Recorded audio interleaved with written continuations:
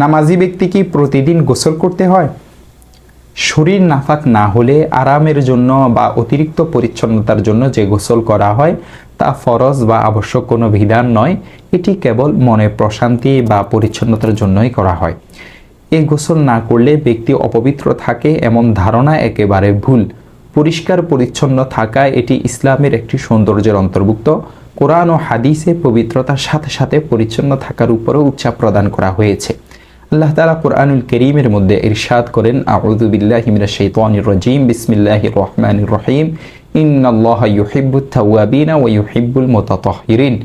নিশ্চয় আল্লাহ তাআলা তাওবাকারী এবং অপবিত্রতা থেকে যারা বেঁচে থাকে তাদেরকে পছন্দ করেন। সূরা বাকারা 222 নং আয়াত। সাঈদ ইবনুল মুসাইয়্যিব রাহমাতুল্লাহি আলাইহি বলতে শুনেছি, অবশ্য আল্লাহ তাআলা পবিত্র এবং পবিত্রতাকে ভালোবাসেন। তিনি পরিচ্ছন্ন এবং পরিচ্ছন্নতাকে পছন্দ করেন। তিনি মহান ও দয়ালু, মহত্ব ও দয়াকে ভালোবাসেন। তিনি দানশীল, দানশীলতাকে ভালোবাসেন। সুতরাং তোমরা পরিষ্কার পরিচ্ছন্ন থাকো।